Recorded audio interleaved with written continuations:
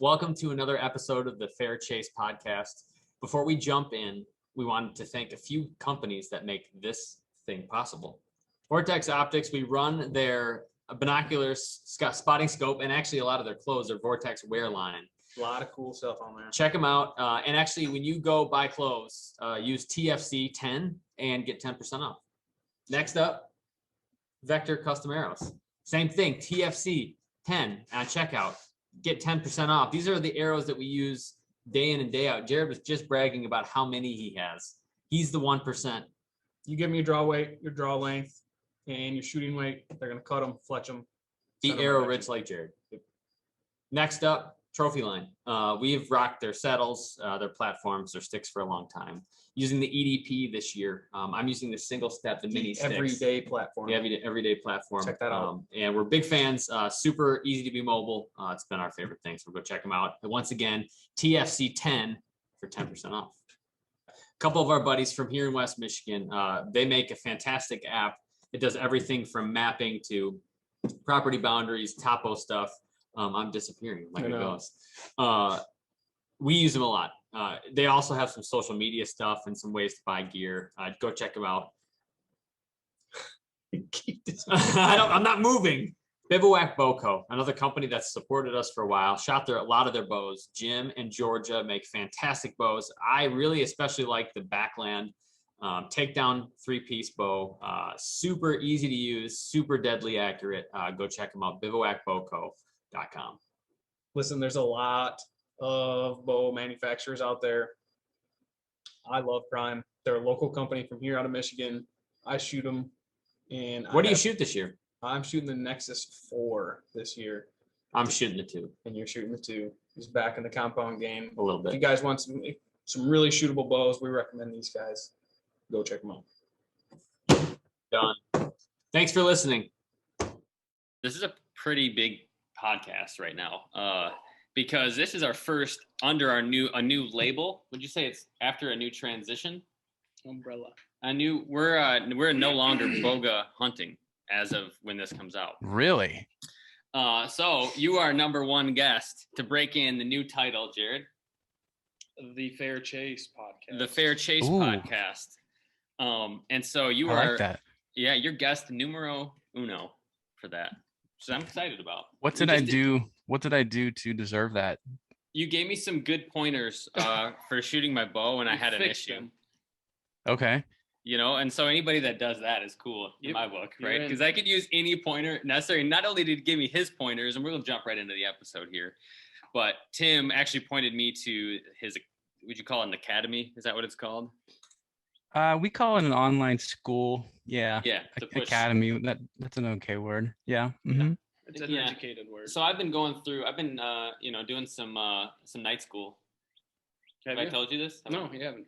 Yeah. Enlighten us. Yeah. So, actually, before I do, Tim, you want to introduce who you are and what I'm even talking about? Sure. So I'm Tim Nebel. I think I was on your show once before. It's been a while though. Maybe been like a year or so, right? Year and a half. Yeah, it's been a while. So I am one half of the Push Archery. We are a trad brand. I would call us like a media brand / education / entertainment kind of hybrid brand at the moment.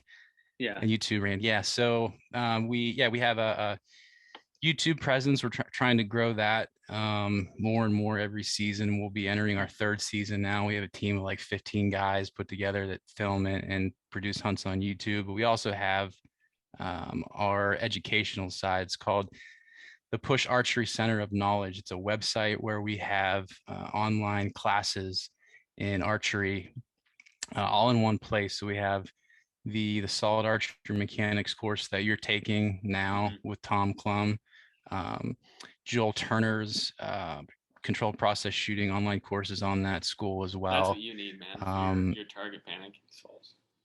He has target panic. He doesn't like to admit it. Be safe. Target panic. We can get into that later, but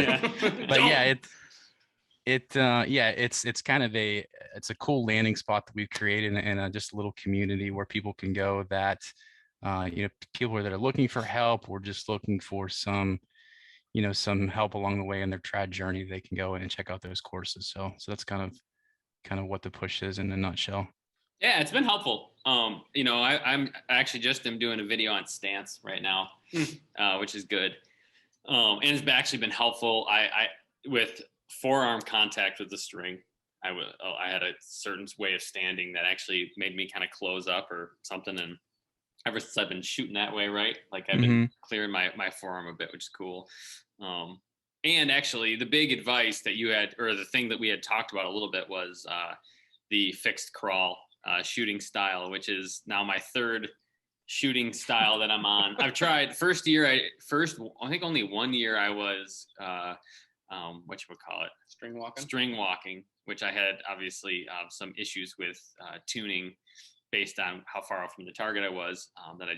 So I switched to Instinctive purely for 2 years or 3 years, something like that, which it was fine. But sometimes it wasn't fine. And it was not until I've switched now to the fixed crawl that I feel like I am like way more accurate than I've ever been. It's like my point. I set my point on at 20, and it's been like dead money so far. So what kind of sight do you shoot, or did you shoot with a compound? Single pin. I actually still shoot a compound now too, a single pin adjustable sight. Mm-hmm. So I made it. You guys might have seen it on our pages. I made a post maybe a week or so ago. And I was a compound guy too a few years ago. And I would always shoot a single pin. I'd shoot a single pin slider, but I would never slide it. Like, in the whitetail woods, you don't unless I'm on a field edge and I can, if I have a deer out in an alfalfa field, it's feeding 60 yards away and I have time to range them and slide my single pin down. Like I would usually set that slider, that single pin at 30. Yeah. And if I had a deer come in at 15, 20, I'd hold a little bit low on him. If he was at 40, I'd hold a little bit high. And it's just a super simple way to go about things. Well, fixed crawl is essentially the same thing, right? You pick that comfortable distance that you want to shoot a deer at. For me, it's usually like 20, maybe 25. Okay. So I set it at 20 yards, and if a deer is at 20, I'm holding right on. If he's a little bit closer, I'm holding a little low. If he's a little bit further, I'm holding a little bit high. Yeah. So I get like, when I hear people say that, oh, fixed crawl is so complicated, I don't want to complicate. Like, no, like it's way simplifying everything. Yeah. I said that I was that guy. That's why I didn't do it. I'm like, Instinctive is easy. Yeah.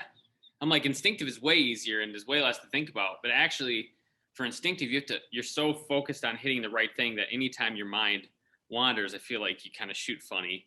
Whereas fixed crawl, at least so far, and I'm several weeks in, it was your post that made me message you that convinced me to switch. But oh, cool. It's been great. Like I said, I'm only like 2 weeks in or so, or whatever it is. But I've been shooting a lot.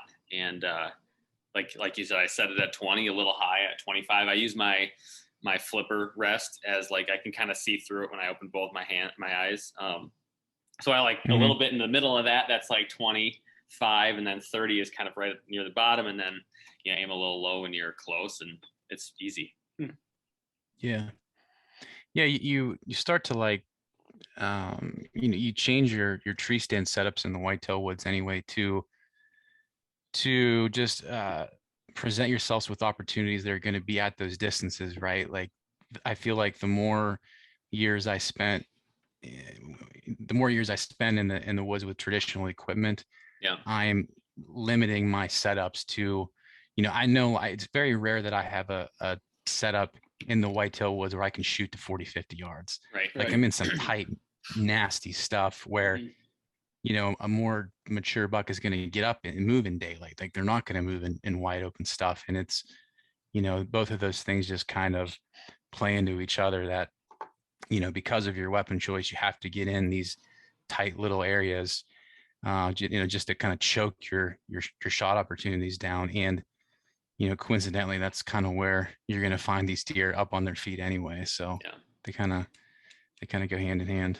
Well, and that's why, when I hunt now, it's like the weapon I pick is based on the hunt that I'm doing. So if it's, say a turkey hunt run and gun, I'll probably grab the compound bow so I can reach out and shoot the ones that I couldn't get at this year. You But should for a grab lot the of 12 gauge for that. hey, we can now. We are the fair chase that opens us up to See, guns. that's another reason why You know we what I'm switched. saying? It really, Shoot a gun. he's been dying to do the shotgun for a while. I've killed a turkey every year with a bow that we've gone out. Yeah. At least in the past recent years. Yeah.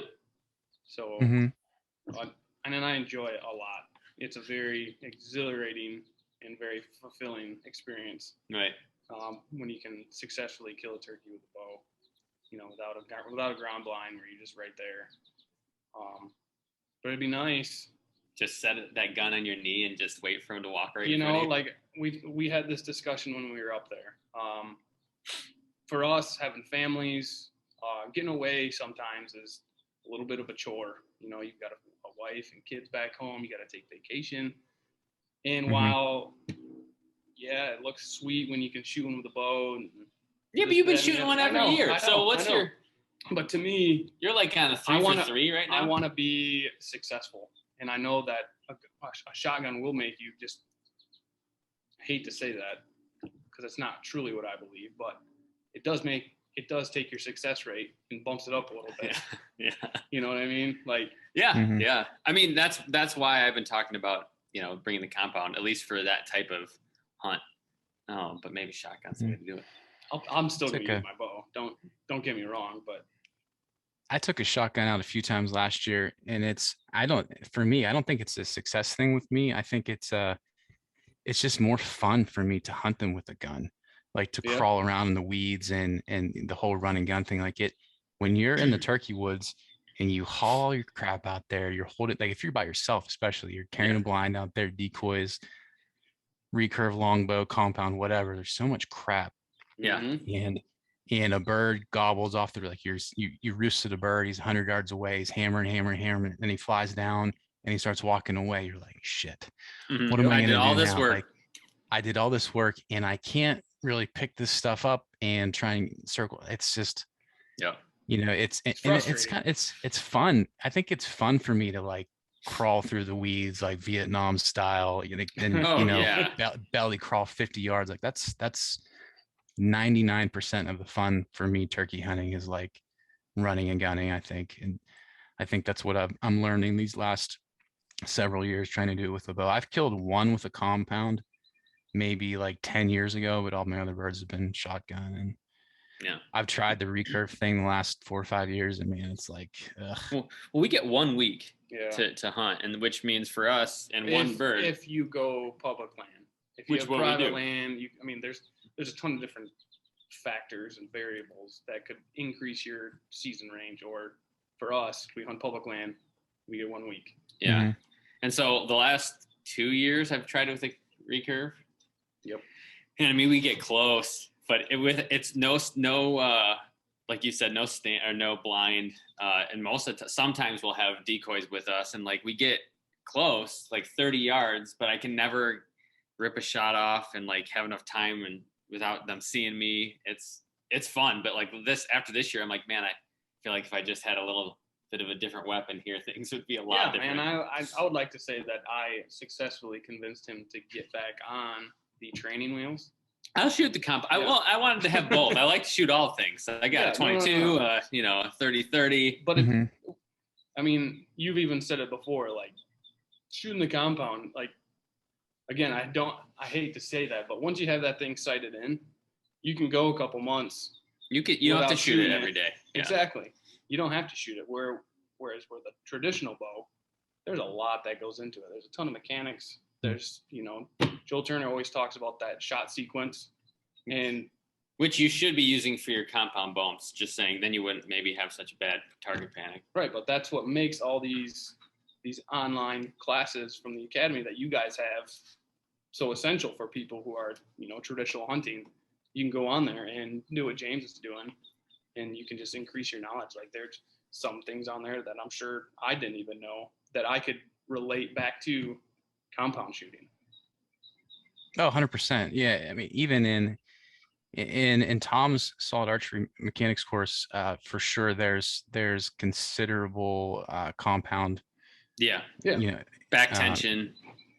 There's considerable compound stuff in there too, but Joel's course is kind of neat. The curriculum, starts in the beginning with everybody, and then it comes down and it says, 6-8 modules into it. If you're a compound guy, go this route, go to this module. If you're a stick bow guy, skip to this module. So it tailors to both of those. But to touch on what you just said there also, would you agree that in the turkey woods for sure, and most definitely without a blind, you are at an extreme advantage with a stick bow as far as drawing, ease of drawing a stick bow versus a compound.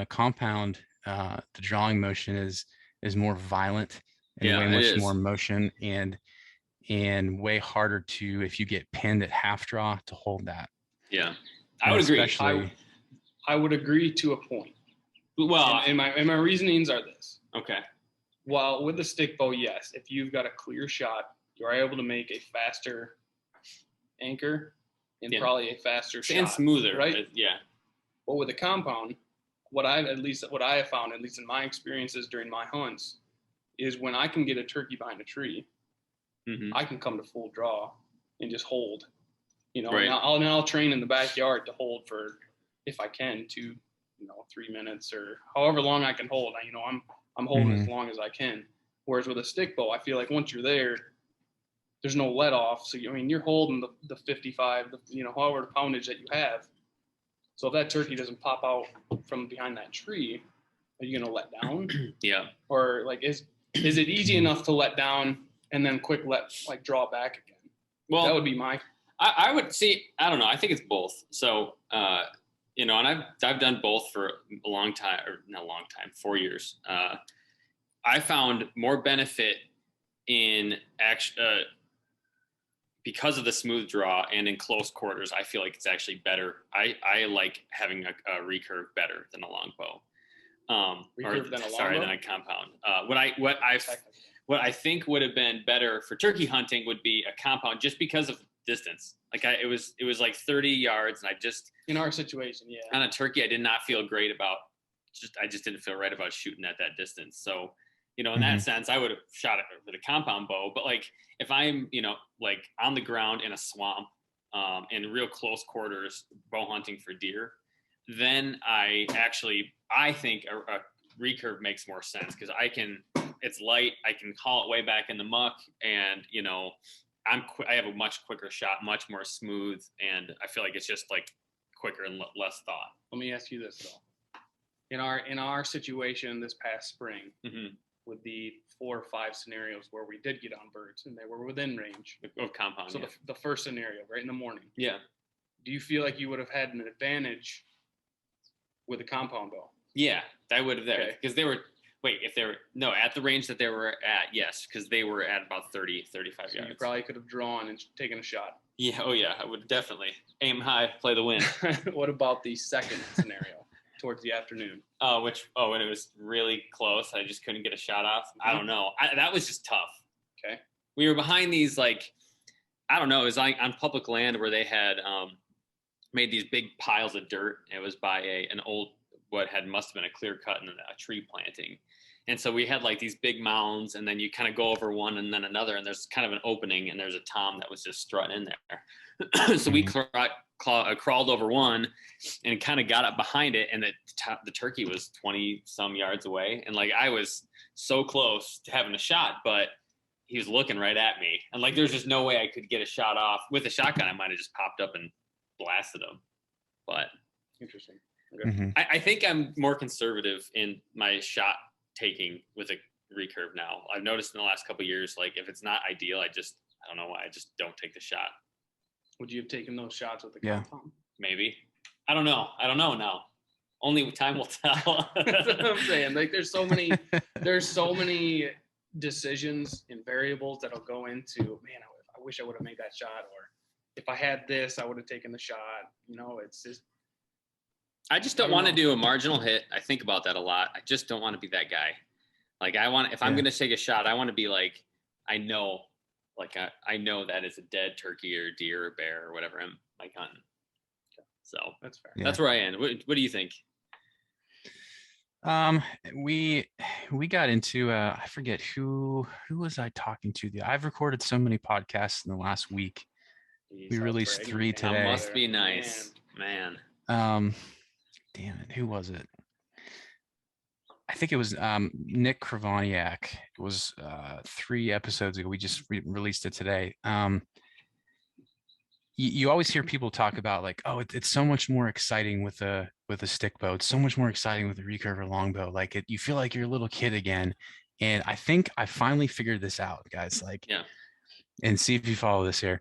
So, not the actual weapon itself. Like that's not what's exciting about deer hunting or turkey hunting with these weapons. It's not that you feel like you're under gun or you're taking a knife to a gunfight. You feel like you're at a disadvantage. Like that's not it.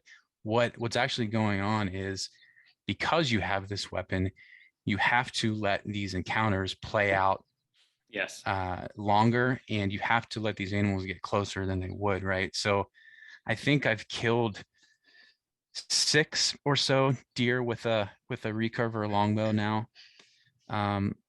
Every single one of those was within 20 yards.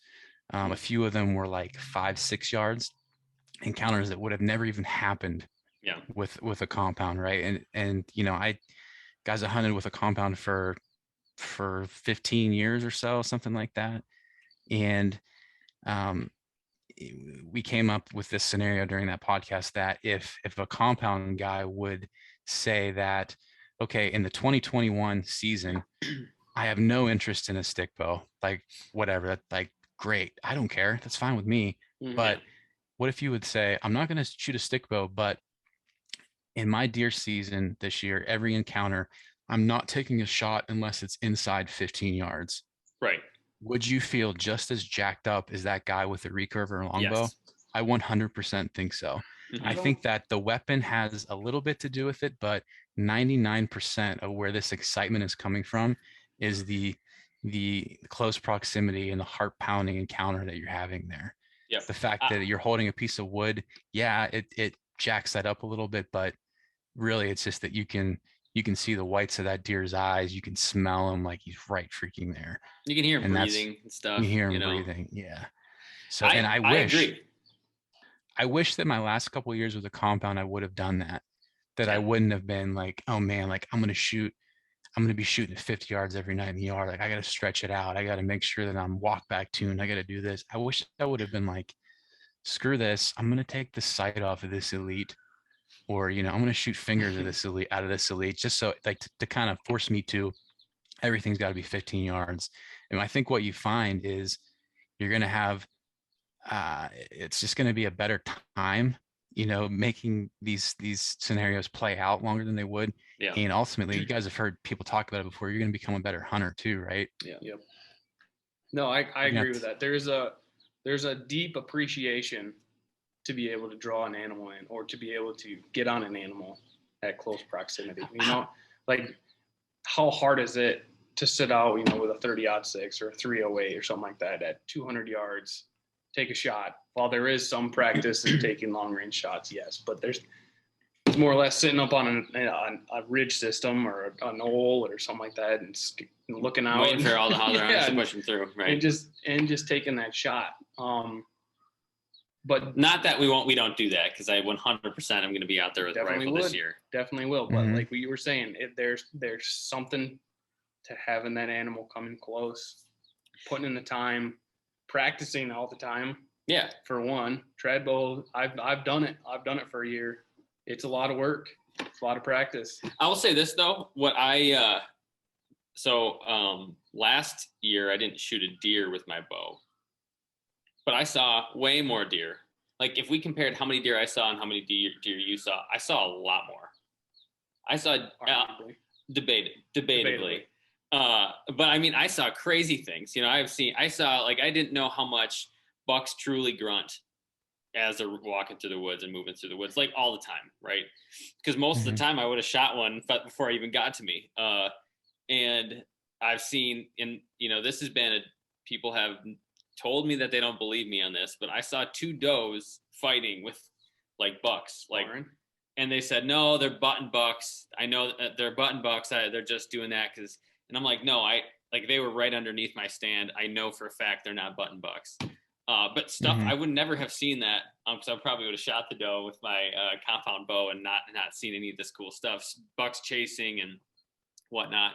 And so I think, I mean, I don't really feel like inside of 20 yards there's any disadvantage with a recurve. I think it's different.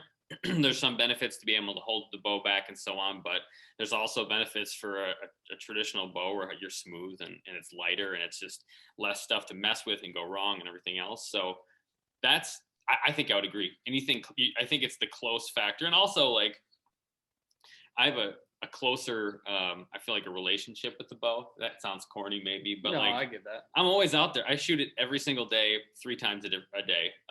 Once in the morning, lunch, after I eat lunch, because I work from home, take a break to shoot, and then I let the dog out at night and shoot. Nice. It is nice. But you spend so much time doing something, and you kind of just get attached to it. So it means more when you shoot something with it. Mm-hmm. And you guys, I mean, would you guys call yourselves deer guys more so than turkey guys? Yeah, oh yeah, for sure. You're maybe, I think I'm more of a deer guy. You might be more of a turkey guy. I'm split on that. I'm not a good turkey caller. Well, I mean, either way, I mean, whichever way you lean there, it's when you're making a decision to make these encounters last longer and give yourself, like you just said, more experiences in the woods. When you are, when you're in your 80s and you can't do this anymore, you're not going to give a crap how many deer are on your wall, or how many deer that are in your kids' wall because you got rid of them because you didn't care to look at them anymore. I had a 3-hour podcast with Barry Wenzel last night, and the guy wasn't sitting there like, hey guys, I killed this buck. Check out this buck I got. That buck, that buck. The guy's just story after story after story after story after story. And you start to think like, man, how many of these stories would this guy have if he was, if he had a 7mm on all these hunts? Yeah. Or if he was a compound guy, when compounds came out, how many of these deer would he have shot at 40 that wouldn't have, come into 5 and taught him so much more in those last 35 yards. Yeah.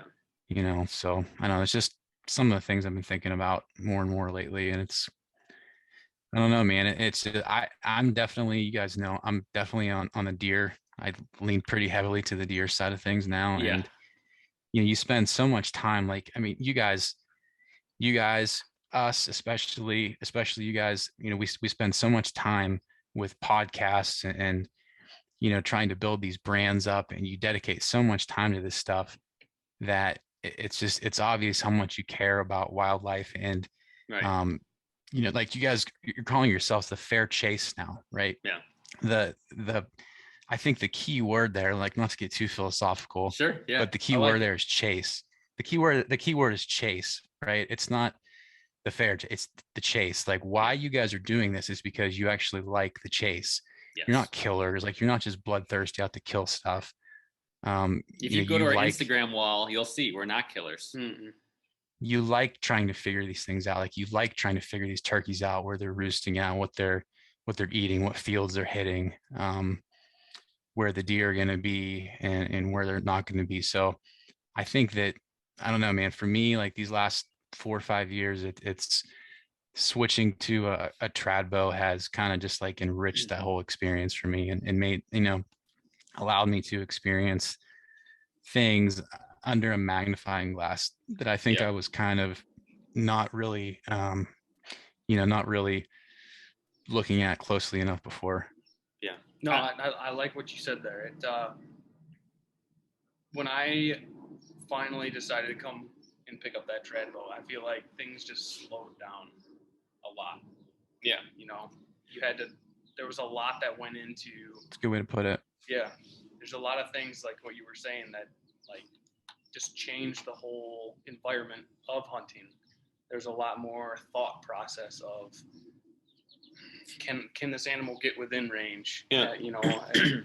Am I accurate with this bow? And that's one thing that I was contemplating a lot with. 2 years ago on my first Go sit. ahead. No, I'm following. No, to piggyback off that. 2 years ago, I was my first sit. I go out and I had a decent 8-point. Yeah. Like a basket. We're in Michigan, so we're not, going for like the Iowa monster buck. A buck that I probably would take in certain circumstances, right? And I remember thinking, oh, here he comes. And I didn't even have a thought to reach for my bow for whatever reason. I think I just like watched him. I'm like, man, everything's green and everything's lush still. It's October 1 for us here in Michigan for opening day, and watched him and a doe kind of meander through, like lick the bottom of my tree, and just thought, I don't know. I'm not ready. That's not right yet. You're just here. And You're it's here for the experience. And I don't know why. Yeah, I don't know why, but I don't know if it really is my age, or is it because of the weapon or whatever. I'm just like, I think I could kill it, I'm not ready to yet. I don't know why. And I let it walk. And I got a text I was texting a couple of buddies. I might have even been texting you. I'm sure I was. Probably. Why didn't you shoot it? And like, honestly, I didn't have a really good answer. It just wasn't time yet. Mm-hmm. Yeah. You guys being from Michigan, you guys are Ranella fans, right? Yeah. Yeah. I like Meat Eater. Yeah, I like He's to a watch good dude. Meat Eater. I've never met him. I feel like we have Have to you be, though, seen since that he's episode? from Michigan. Yeah.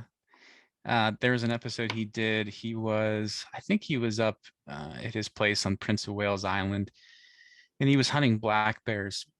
Yep. And a bear came in like across the beach, and same thing, man. He pulled up his rifle and he's looking at it, and then he just looks back at the camera and he's like, sometimes I just feel like a lot more like watching bears than shooting bears. Yep. Sometimes it's just not right. Sometimes, yeah. I mean, it's in the grand scheme of things, when you're 80 some years old and you can't do this anymore, I think we'll realize then, like, very clear, black and white, that it was about chasing these animals and being around them and being with them more so than it was killing them. Yeah. See, We talk about that all the time. Why we've, been invited to go on certain hunts and things where it was not, we didn't think it was much like the chase that we like to do. So we've turned down opportunities like that just because it was like, you set up my stand, I'm going to sit out in your spot. And again, there are people who do that, and like, more power to you. Everybody gets kind of their choice to decide what a chase is, what a fair chase is. But for us, we've developed the love for like figuring out a piece of land we've never been to. Maybe it's one thing we really have found that we like is showing up to a place, maybe looking it up on a map, like an aerial map ahead of time, but showing up, giving ourselves a couple days just to figure out deer. And granted, like, a lot of times we leave having just kind of figured it out, and then, unfilled tag. A day or two more, be like, Right. But still, it's just like, man, I more am interested in being actually a good hunter. So like, you could drop me off anywhere and I could figure it out than finding immediate success right now. Yeah, 100%. Yeah, it was very well said. I agree with that. So I don't know. That's part of one of the reasons why we've gone this way with the podcast and all the other things is that is what's one of the more valuable things to us. Yeah. I love the story aspect, I love the meat aspect, and I love the adventure. I think those three things, go together well. Or the chase, I said adventure.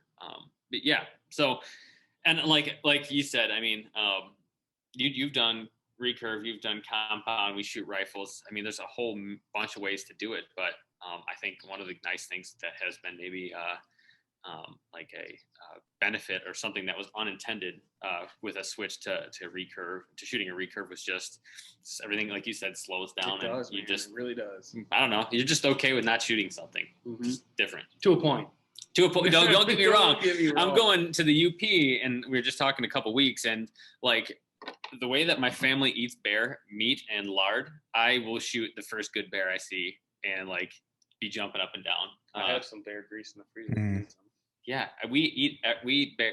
Most of our meals in a day are from that bear fat, which is That's it's just awesome. the family favorite. We got some ground meat left. That's about it. Oh, Like, do you? like From 4 my pounds bear? of it. Yeah, I think it's actually because you marked it with a B. Yeah. Nice. Beef or bear?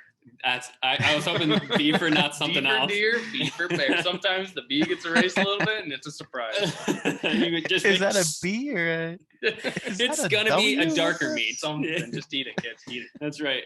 No, we the big hit is bear balls. Yep. Was that from you? That's mine, baby. Smoked. It's almost like a meatloaf. Peppers, Yeah. onions, kind of like meatball it. Throw it in the smoker. You Uh-huh. can cook the snot out of it. It's still Mhm. delicious, and my daughter will eat 2 pounds of it in a sitting. So not Huh. bad. I've been bear hunting a couple days in my life, but they were both in Pennsylvania, and it was like a situation where it's like, okay, we got 20 guys, we're gonna Yeah. drive out this Yep. piece of state forest, Yep. and it's you stand here, and I never even saw a bear, but we're starting to get them. My parents live in Pennsylvania, about 2 hours northeast of me here, and they're getting them pretty thick there now. When I grew up there, I never saw any bears there. They Yeah. never had any, but now my dad has them pretty regularly in the backyard. So Bears have, I don't know why, you could say they've captured my imagination. Like there's something romantical about shooting a bear, and so we went last year and did with hounds. Yeah, we're going with the Untamed. They dragged us all through the mountains, and seeing like the hounds work and all that was like incredible. And then just seeing a bear, like you said, In what state? This was West Virginia. oh, okay. Yeah. Mhm. Where we're from, not a lot of bears down here. Up north, there are some, and it was like very mythical. Like, growing up, it was like, oh, so and so saw a bear down the road, and it was like it was dark and it was shadowy, but he's pretty sure it was a bear. It's Pretty like sure. Could have been a big cat or a coon. right, it could be anything, but it's like I think that backdrop is now when I go bear hunting, it's like I'm hunting this mysterious thing that growing up it was like, is it out there? Isn't it out there? It was either bear or Bigfoot, one or the other. Bear, Mhm. Bigfoot, or probably just a raccoon. Right. So yeah, so I'm but lately it's been that. I mean, and it's just that is my favorite. I think that's my right now favorite game meat. I think bear is. So Oh, 100%. Yeah, I've You eaten think it. so too?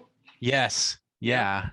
Yeah, and this is coming from a guy. I mean, we eat venison probably I don't know, once or twice a week. It's sometimes, but my wife and I were in Montana last September. Was that September?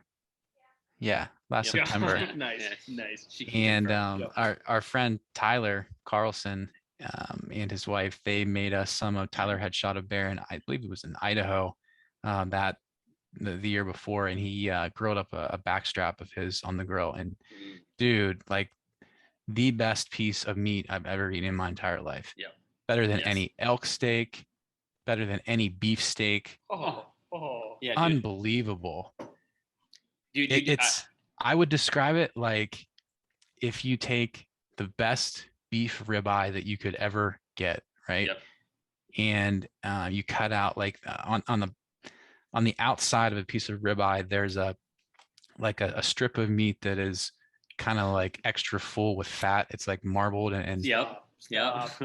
it tastes like you're chewing on a piece of amazing beef fat, but it's not fatty. Yep. Right. Like it's Yes. Is that how you would describe it? It's rich and so tender. It's like very soft beef, almost like you mix it with a little pig in there. Yes. You know what I'm saying? Yes.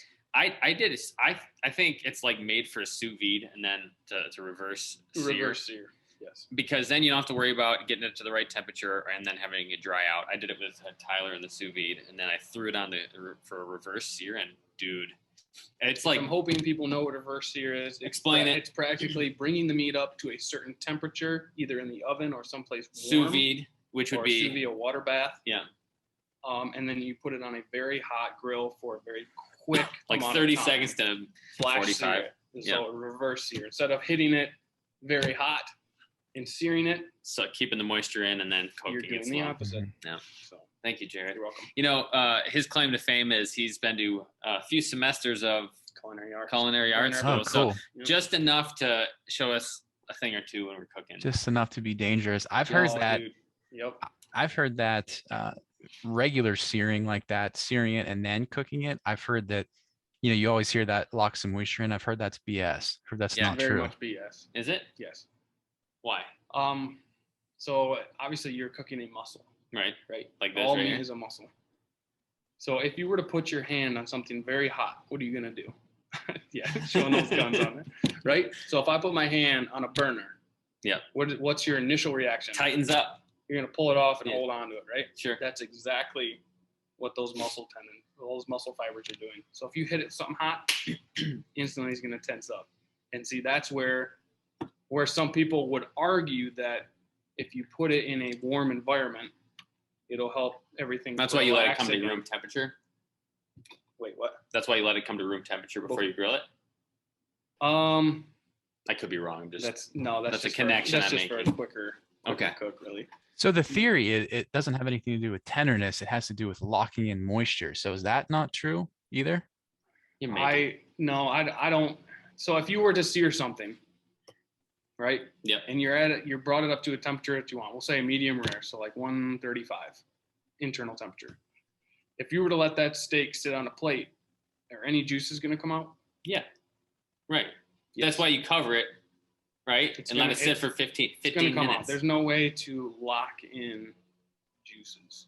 Okay. Mhm. It's a porous material. The thing's made out of fibers. All Okay. muscle fibers kind of intertwining with each other. So you're saying it's going to come out either way? I think it's going to come out either way. Man, I don't know. So, I mean, wouldn't you think that, not to get too far into this, but whenever you, like what you just said, is those muscles tense up when they get hot. So by searing it, you would make the outer layer of that steak, those fibers tense up and get really tight Yeah. to lock moisture in, right? Yeah. But That's what I thought. my theory is by tensing. So this is theory. This is not gospel this truth. part is theory, Okay.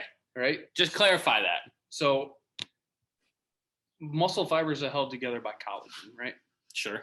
Little, almost looks like little spider webs. I eat collagen and I'll make gummy bears out of collagen, I think, right? Little connective tissues, right? Yeah. So if you tear all that and everything's a lot tighter, there's going to be gaps in all I those. just muscle don't. fibers. I think it holds. You know what? Should we test it? We're gonna test it. That'll be a test. We just need to Write it take two steaks, weigh them before and after down. Yep. to see how much moisture they lost. That's the objective side. The subjective is the taste test at the end. You gotta have the objective, Yeah. weight and squish, and then the subjective, just how do you think it Which tastes? I could see the argument where you're essentially cauterizing the outside and making a seal. That's where you get that crunch, almost like a crunchy Crisp. shell. I mean, you have to have fat. You got to have caramelization. There's a ton of stuff that goes into having a crispy outside. Listen though, I'll tell you something about this, and it's a tangent. Not really, but it's related. If you take testicles and you throw them on a hot skillet, that's exactly what happens. You put them on and they Like just your go, own testicles? No, well, I'm sure yours might if you want to throw them on there. I'm talking like he does talk with a higher voice nowadays. Woo! Yeah, that'll wake you up in the morning. Yes, it will. I had a couple of eggs in deer balls that I'm like I had been hearing, so finally I'm like, I'm just gonna try making some deer balls. Threw them on a skillet just with oil, and they tensed up. And I had read you have to be careful because they'll tense up and then they'll pop. They'll pop. And I was not. Yeah. I did not do that right. no, So I put them on. It was just like. like a popcorn. Yeah, it just kind of popped out aside. Ate them. Actually, still delicious. Or like a really hot Really? rock. Yeah. Like a hot- hot rock. Yeah. They're delicious. Have you Huh. never tried balls? No. I've heard they're like scallops. Kind of like scallops. They're like bacony, scallopy. See, I love scallops. I'm Me telling too. you, Big scallop. if it wasn't the fact that it was balls, you would think that it was good. If you could remove that, Although that is like it's good. I would eat them again. it's like the most alpha male type dominance. I'm just Really? gonna eat this. Yeah. I'm like, I killed That's how you I'm look gonna at the kill world, you. man. I'm gonna kill you. I'm gonna eat your balls. That's what the Yeah. Vikings used to do. Right? Yeah, that's right. Like To a real their Viking enemies. move. Just eat their They would eat the balls of their enemies. Yeah. I was. Is that a lie? I- 'Cause I'm no, gonna believe that. I was reading last night, First Samuel. All right, in the Bible, Saul tells They David definitely to go- don't talk about testicles. They do. Well, Saul sends David out to he said, "You're gonna marry my daughter, but you have to get 100 Philistines foreskins," right? So he sends him out. I'm not kidding you. So David and his men go out and kill 200 Philistines, come back with 200, and he wins her hand in marriage. Foreskins. Well, you got to prove that there are 200 different men is essentially what they had done. There was not the same association. There was no circumcision back then. Well, if you were not a chosen person, correct, right? So he goes out, he comes back with 2. It just shows that he was a successful man. But for them, I think foreskins had a very different connotation than we're talking about eating foreskin. No, I'm just I don't know how we got here. All I know is yes, it will firm up if you put it on heat. I can prove it. Right. And we'll call them. What do we call them again? Michigan swampy oysters. Swamp. Clams? No, not clams. Anyways, let's move on. This isn't where you thought this was going to go, was it? Guys? You know what? You never know. But here's the thing: Jared came to this, and he's like, he comes with a Coors Light and whatever was in there. It's a 5-year-old whiskey, sir. So nice.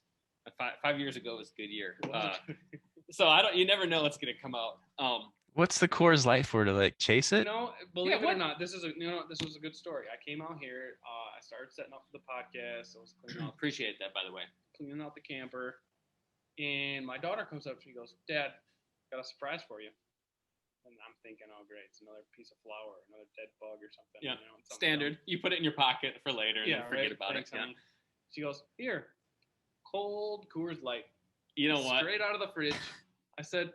She looked at you today and she goes, "Man, he had a rough day. That dude needs a Coors Light. I feel for him." Thank you. And she goes, "Yeah, I know you like him before the podcast." This chick's 4 years old. She's bringing me beer. Does that mean? Yeah. She can ride a bike. It's pretty good. I was pretty impressed. She was riding. She showed me. When I get here, it's basically his kids come out and show me all their stuff. Yeah. So it's like whatever there's a net of flowers that something to do with butterflies. She believes that flowers in a butterfly net will attract butterflies. I can't. You bring the flowers to them; they come in the net. I like it. Oh, wow. I can't prove her wrong. I can't say that that's wrong. So, anyways, all that being said, anything can come out, and you're basically that's a Boilermaker if you would have just added them together.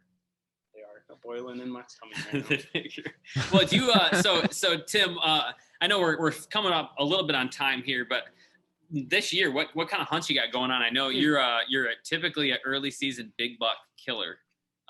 Is that going to happen again this year? You got your eyes on something? Don't roll your eyes. Yeah, we know.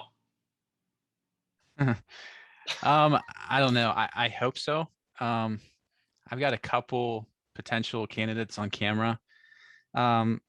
I don't know, like this next month or so is kind of like my panic mode where if I don't have something that I want to go after, I'm like bumping cameras around like crazy, like a like a madman. I'm trying to talk myself out of doing that this year, but typically like my typical game plan is I'll take like a half a bag of corn to a spot with a camera. Yeah. Dump the corn, leave that camera there for a week. I'll go back and check it in a week. And if there's not like a really nice buck on it, I'm moving that camera somewhere else. Like I might only move it. Tactic right there. I like it. Yeah. Yeah. I typically do that like the entire month of July and August. Okay. I might, and I typically work with like 6 or 7 different cameras. So it's not like crazy unmanageable. Right. But yeah, I mean, I'm just like bumping stuff like crazy, trying to find a buck, because I don't feel like around here anyway, and I think it's probably similar where you guys are at. I don't feel like they're moving very much now. There's so much food out there for them now, whether they're on bean fields or just eating like browse in the woods. A lot of times, like I'll have a camera out for 2-3 weeks, nothing on it at all buck wise, and I'll move that camera 600, 700, 800 yards, and I'll have completely different bucks on it than we're on. I didn't have at spot number 1. So I feel like I have to kind of just, reach out and touch a bunch of different areas to see what's here, what's there. Because the properties that I hunt are they're not humongous farms, or like smaller ish pieces. So if I don't have anything cool on a farm, I kind of just leave it. I just don't want to waste time where, you know, there's not something worth going after. So, but Yeah. I don't know, have a couple potential bucks that might be around still by opening day. I have an elk hunt planned with Ben Massey, who you guys we had had him on on recently. Yeah, Ben Massey and Wade James. You guys probably know Wade, have heard of Wade. I've heard of him. Yeah, yeah, I've seen his work, and it's really nice. Yeah. Yep. So Wade and Ben and I, this was actually Wade's trip, and Ben and I kind of talked our way into going as well. So the three of us are going. We're heading out to Colorado, over the counter DIY BLM land kind of stuff. But I haven't been elk hunting since. Yeah. Yep. I haven't been elk hunting since 2010. So it's going to be pretty neat to get back out there and do that. But doing that in September, I'm going to go back to Kansas for the third year in a row. This probably October, Halloween timeframe, kind of. I'm going out there with Logan Glassburn. Okay. But other than that, just hunting around here. So you live in a good spot. You live in a good spot, a good area, a good deer area. From what I've heard, never been there. Yeah, it is. I grew up in Western PA. I think I might have mentioned this the first time I was on here with you guys, but grew up in Western PA, like a big hunting area, you know, like culture wise, big hunting area, but big deer wise, they just weren't there. We know that game. Yeah. Started traveling for work later on, and, you know, moving around a considerable amount, and got stationed here to work here for a while, and, you know, saw what was here, and, you know, started to look for something that was more permanent around here, just, you know, 100% because of the deer that were here. So I don't blame you. That's awesome. So yeah, that sounds like a great year. You know, especially doing some hunts around. I don't know, like a lot of times we'll get asked, and it's like, yeah, like you maybe have one or two cool trips in a year, but I always try to like say, you know, the majority and like of my energy and my thought is about hunting in my backyard or in some woods in my area, rather than around. I'm doing something a little unique this year, and it's not by choice. I haven't put a single trail camera out, and I've got a spot. I'm in the process of moving. I'm homeless right now. I'm living in my in-laws' basement. But where I'm moving, there's a lot of land that I plan on hunting. It's public land. It's boat accessible for a lot of it. So I've got different points that I'll be launching in and taking a boat down a river and or my kayak down a river. But I haven't, like, I'll get very minimal time to scout.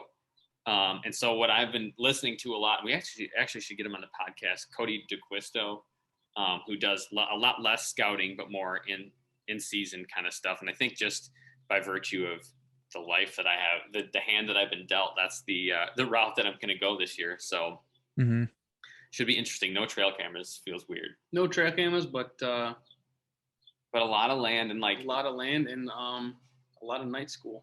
A lot of like to practice. Yeah, exactly. It'll be a lot of time, which would be cool. So, but no trail cameras feels weird. But again, I get kind of neurotic with trail cameras, so I'll put it out and I like think about it all the time. And like within a week, I'm always like, "Hey, Jared, let's go pull that camera, you know, see what's on there." He's not the most patient. But here's the thing: like right now in July, or this will go out in August. Right now in August, like the deer movement is, for at least for us, very different in August than it is October 1 when season opens. And so you're kind of getting like an inventory. And I feel like, I don't know, you even kind of alluded to it. People rely a lot on cameras to see what deer are in an area, but like a buck could evade that camera, like walk around it. Happens all the time. And so unless you're doing what you're doing and moving it fairly regularly in an area, I mean, there's a good chance you don't really know everything that's going on with just that small piece of data. I feel like you're bringing up a whole new podcast episode. Should we talk about that? Podcast strategy or podcast strategy, trail camera strategy. It could be a podcast strategy on trail cam strategy. So, well, maybe we'll have to get into that. I don't have anything to contribute this year. I don't have it. I don't know. Mine will be, I don't know. We'll go with what you do. I don't have any out. You don't have any out yet? No, dude. Holy cow. Every year. I'll say this though, Jared. I feel like you, this is your standard. You never have stuff out. I never do it. I'll just get, that's the thing. Deer have different patterns during the summer and different. Is that why, or you just don't get to it? I don't get to it. That's what I knew it. Yeah, I'm My not excuse is the pattern. trying to pattern anything now. I'm just trying to see what's there. You know, Right. I think yes, it's from like an inventory perspective. Like I want to educate myself on what's there, but I think if I would, admit the 100% truth, I just really like watching deer. Yeah, I do too. exactly. I like exactly. watching them. I like seeing what they're doing, and There's something about just getting that big old velvet buck, or one that's growing into a giant. Yeah, and just like, what are just they doing look at- today? Yeah, what are they? Stop licking Yeah. your butt. Go Yeah. out and eat. Yeah, exactly. It's moving Go through. do something. Yeah. Well, Tim, thanks for taking an hour of your day to just BS with us and Mhm. talk about guys. traditional stuff. We've like you said, we had you on a while back, and your name popped up with that post about switching to a fixed crawl, and I'm like, man, we should get him back on. So appreciate you taking the time. Cool, man. Yeah, no problem at all. Felt like it was 10 minutes. Honestly, that I didn't know. feel like an hour. Well, so- compared to 3 hours that you had with the other guy. Yeah, you came out with like 6 hours of stuff I saw today. You guys are just Yeah. pumping stuff out, which is Yeah, awesome. we've been busy. We're trying to get people some listening content when they're driving to Etar this week. You guys aren't going to Etar? No, I have to be so I recently switched jobs, Same. and so my vacation time has taken a hit, which Yeah. means I have to be very Selective. all it is goes to hunting. If I'm being totally honest, For Any sure. time off, Yep, I get it. time with family, which is Yeah. generally I'm bringing them on the bear hunt or I'm camping. So I'm it's doing a lot of camping. I loop get them one into big stuff you one. like, and it's a win-win. Yeah, You know. absolutely. Well, have to get it on the schedules, at some point. Yes. in the Yeah, next you few guys come years, out so. to Kalamazoo or anything like that? I was at Kalamazoo the last time they had Kalamazoo. Was that last year or the year Years before? I don't know if they had it last year. One of the years. I don't remember Yeah, now. I think it was 2 years ago. Yeah, it was an awesome time. Yeah. Good. Yeah. You guys That's- are just outside of Kalamazoo, right? We're like 40 North. minutes from here. Where are you 40? 40 From Door? 40 from Door. Door is in the middle. He lives right now. We're in the middle of nowhere. It's a beautiful spot, man. And it's meth capital of the world. It is not. No. There's- We There's a are lot of- known for our blue crystal, though. Yeah, that's right. Heisenberg is around here somewhere. Yeah. All right, man. Well, hey, for people who want to follow you, check you guys out, watch your I just saw it today. It's got like 1.5 million views or something ridiculous. Your push traditional Yeah. archery video. Where can I find you? We can be found on YouTube is one of the best places. Our YouTube channel is just the Push Archery. So you can subscribe there and follow we're going to be releasing some hunts here coming up. So look for those, and the pusharchery.com. There's a link on there to the Center of Knowledge that we call it. It's called the PAC, P-A-C-K, Yep. Push Archery Center of Knowledge that we talked about at the beginning of the podcast. But everywhere else, Instagram, we're mainly Instagram guys. Facebook is kind of like I don't even know how to thing. sign in. I don't think I'm allowed. I don't Yeah. even know how to sign into ours, so no. Yeah, I wouldn't worry about it. But yeah, that's pretty much it. We're pretty easy to find. Yeah. Awesome. Well, appreciate you coming out. Good luck this season. Send us pictures as you kill big bucks. We'll do. I appreciate the time you guys having me on. It's awesome. You guys need to come on our program as well. Yeah, anytime, of Mhm. course. All right. All right, we'll see you. All right, guys. Take care.